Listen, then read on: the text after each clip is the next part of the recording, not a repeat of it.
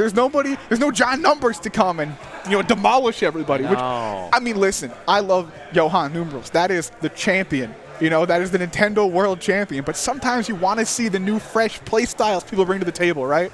With that said, what we got here? We got Mii221 versus imissu. These are two names I'm unfamiliar with. Yeah. I miss having the weeklies here so bad because I would come here every Sunday, hungover out of my goddamn mind, and I'd have my finger on the pulse. I said BrookLAN, but does this still count as BrookLAN Brawls? I know we're having a brawl at BrookLAN. It's tournament art. We're Century Series now. Oh, sorry, we're Century. Yeah, I'm so sorry. That's why we're on the monthlies. I meant, BrookLAN. We are brawling at BrookLAN, but it's not the same. And all I'll right? call it BrookLAN Brawl. I'm on protest until they bring it back. Yeah, well, we've I'm evolved. not buying a single chicken finger from here until they bring it back. I'm buying chicken those fingers chicken in fingers are 45 actually minutes. they're so good though. Anybody hasn't had the BrookLAN Brawls food, listen, it'll destroy your wallet, but it is worth it. It is absolutely worth it. If you get X, who's walking around, he's one of the 12G guys. If you get him on the fryer when you get it, they're extra dark. Like you can tell that it's been in there an extra minute, and I'm like, that's how I like it, man. Yes. I like it, and he puts so much salt on it. The crispy French fries, yeah. Oh my God! Yeah, if there were a French fry PR, they would actually be pretty high up here, which is it's rare. It's bananas. I mean, tournament venue food, like how often is it good? But no, it's an actual restaurant. Yeah, BrookLAN is crazy because like normally you see a LAN center of this quality and you're like, oh, this is like venture capital money, and it's like a little misguided. Here you're like, no, this is a sustainable as business. They know what they're doing. Packed out all the time. It's so lit. And hold on, I think I just heard Lucas be picked. Are we going to get a different kind of cooking? Bayo versus Lucas. A Mii named Lucas and a Bayo with a Chinese name. It's lit. This is so powerful. This is such an ancient matchup. This is such a Smash 4 matchup. Yeah, I was thinking it feels like Smash 4, right? Because I remember there was a time where people were picking Lucas as like people were looking for anti-meta counter picks for Bayo, and Lucas was one of them. This is basically this is devoted to Pink Fresh right here, right? This game? Yeah. No, you're totally right. Oh my, okay, so...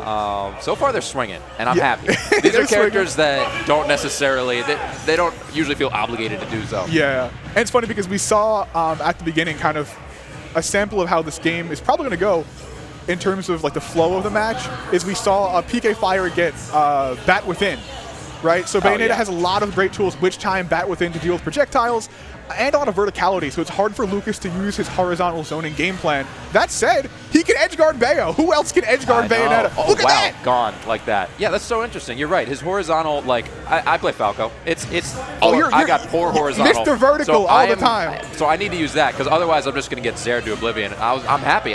Usually I'm like, oh, Lucas, he's gonna play the keep out game, but no, this guy came out the gate swinging. Yeah, a lot of characters you can keep out. Bayonetta with projectiles, kind of difficult, I'm not going to lie. Because you might just turn that right back around and you're dead. You're dead immediately. Yeah. All right, let's see if we can get anything running off this edge guard. So far not. Lucas has been getting back to stage pretty easily.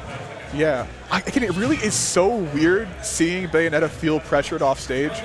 But Lucas does just have the tools to do that, right? You have the PK Thunder. You have the down smash. You have so many edge guarding options that even like a Titan like Bayonetta is going to struggle a little bit.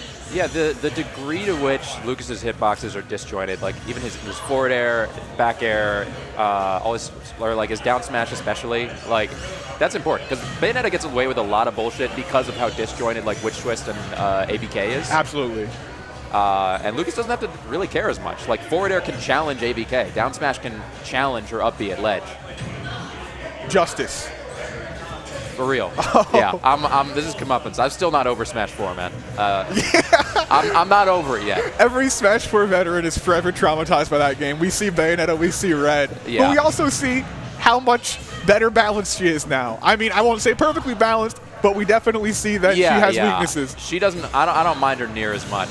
Oh, wow. That F-tilt is so strong. No, I wonder about the DI, but that is... Yeah, I actually didn't know it was that strong. Oh, but we're responding right back.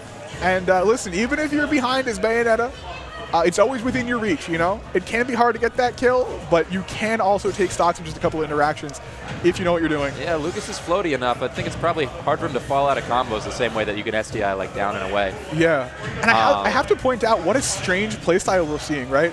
again, because Bayonetta is so good at dealing with Lucas's zoning tools, most of the damage we've seen is coming from like random up airs and like back airs. And I know.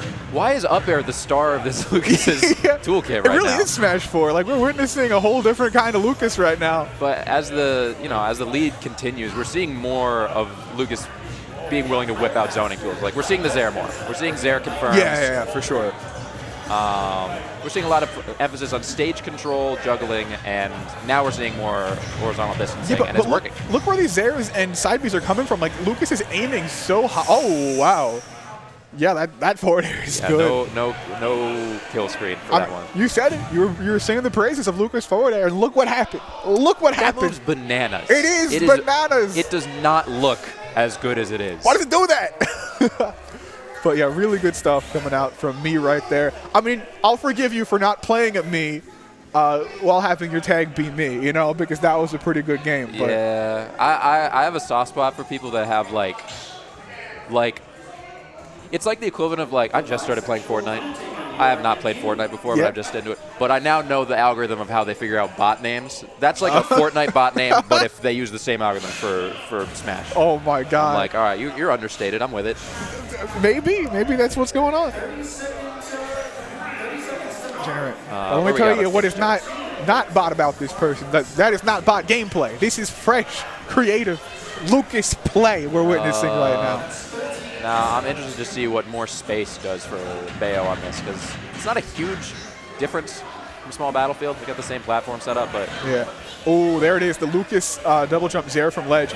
And if you're not ready for that, if you're getting hit by that a lot, Lucas are going to start doing it a whole bunch because you have not demonstrated that you can stop it. Even if you know how to deal with it, it's an incredible option. But if you don't know how to deal with it, oh man, why do anything else? Ooh, nice. So far, a pretty good lead for imissu.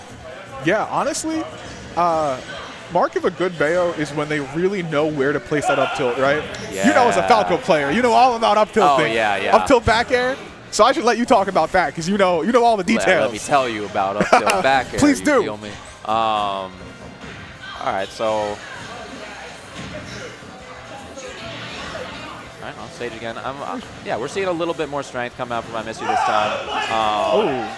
It did feel like he was getting smothered a little bit by Lucas before. So I like the opportunity to have a bigger stage, stretch your legs as Bayo, and there goes the first stock. Oh, it's funny because I feel like normally I would say you're crazy if you pick a big stage against Lucas, right? But yeah, but the little mini games that are happening between disjoints and spacing and horizontal versus vertical mobility the game is a little bit different. It's a little less straightforward than that. It goes to show that it's not it's never that simple, you know. Sometimes, when I play Steve, sometimes I want to take Kazuya to FD, and everybody's like, "What are you insane?" I'm like, "But I can build my own blocks." You know, you can't have that rigid thinking about stages. And it looks like PS2 might be exactly what imissu needed, but these two really love their aerials from ledge, or their aggressive options from ledge. Drop, double jump, whatever you want. Yeah, who doesn't? It's just quicker than other things. It's a bit risky, but like, do these characters care too much if they lose their double jump? I mean, I know Lucas does a little bit, but against Bayo, but yeah, but I don't know. The mother casts, they got some real good air dodge options, and then that Zaire really helps out. Uh-oh, this actually is a bad position to get hit, because you could die. Not quite off the top. Oh. Yeah, I always get scared whenever somebody gets switch twisted on the platform. You're dead. That's a thing that the Bayos, the major difference I've seen between like Smash 4 Bayos and Ultimate Bayos, I think there's just a higher propensity for out-of-shield aerials in Ultimate because of just how the game is shaped out. So a lot of Bayos, when they're running out of options to deal with that, they will do a Tomahawk Witch Time. Yeah. And it feels like every set, that's good for at least one stock. I feel like it also might be a sign of the change in reward between the games, right? Where it's like before you had, like, everything would kill, so you might not need as many Witch Time gimmicks to succeed. But now, I mean, a Bayonetta player really does have to be creative with Witch Time to get those stocks, right? Yeah. And, everything's so much less punishable.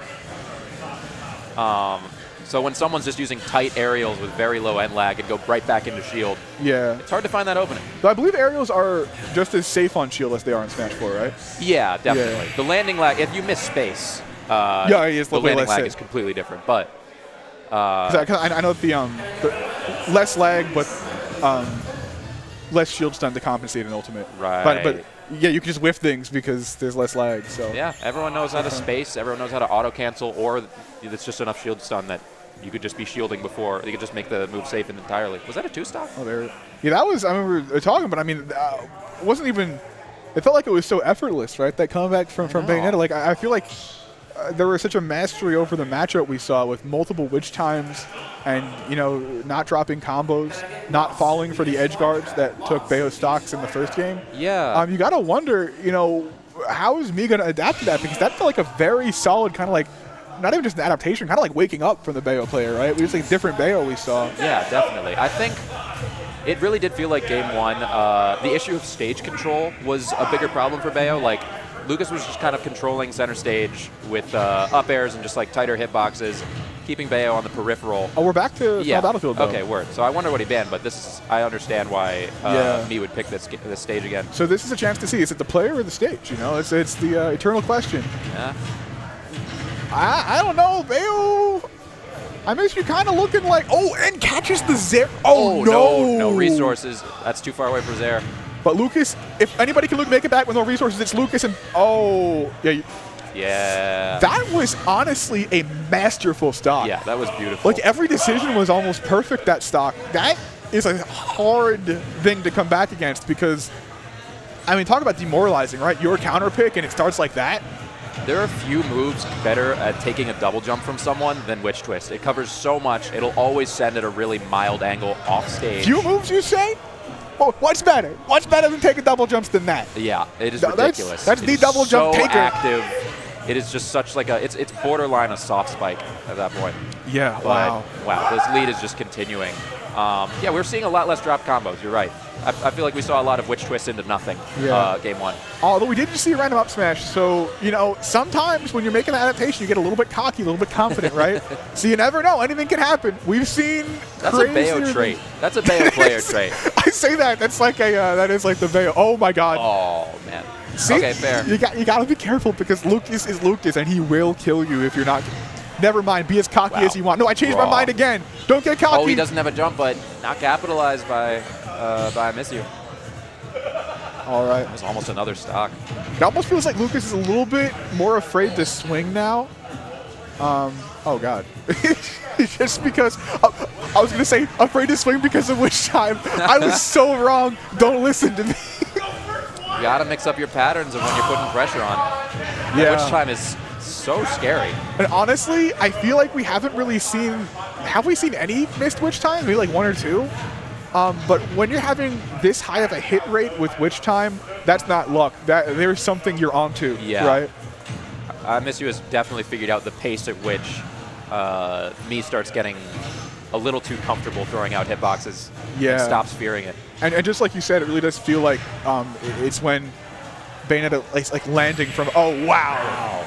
Damn, that was damn commanding. What the hell? Whoa, that was a statement. That was an absolute statement from imissu. Oh, my. Wow.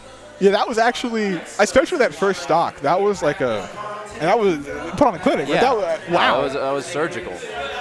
It was so deliberate. There was no wasted movement in that first stock. Do we have that first stock on the on the clip thinger? Oh, we might have missed it. Maybe not, but yeah, we're running through. Yeah, we're running through them. All right. Oh, yeah.